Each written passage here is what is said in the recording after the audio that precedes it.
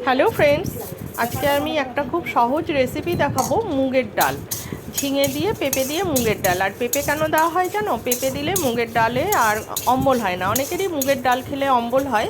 যদি এক টুকরো সিদ্ধ করার সময় পেঁপে দিয়ে দেওয়া যায় তাহলে কিন্তু আর অম্বলটা হয় না। আমি ওটা শুকনো কড়াইয়ে মুগের ডালটা ভেজে নিলাম। তারপর আমি কড়াইয়ে দিয়ে দিলাম সর্ষের তেল। তেলটা গরম হবে। আর এদিকে আমি ঝিঙেটা কেটে রেখেছি। আর প্রেশার কুকারে আমি প্রেশার কুকারে ডালটা আমি সিটি দিইনি, সিটির আগে পর্যন্ত দিয়ে রেখেছি। দেখো প্রেশার কুকার বসানোই রয়েছে। এবার আমি তেলের মধ্যে শুকনো লঙ্কা আর তেজপাতা ফোড়ন দিয়ে দিলাম। ওই যে একটা সিটি মানে পড়বে তখন আমি এটা অফ করে দিয়েছি। ওর মধ্যে আমি পেঁপেটাও দিয়ে দিয়েছি। এবার আমি দিয়ে দিলাম একটু জিরে ফোড়ন দিয়ে দেওয়ার পরে আমি দিয়ে দিলাম কেটে রাখা ঝিঙেগুলো।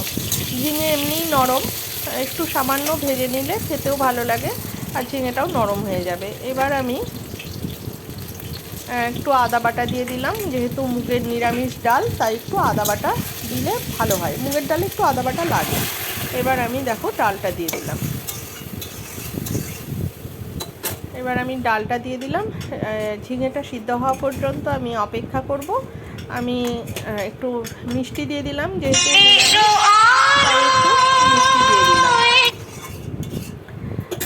রেডি আমার মুগের ডাল।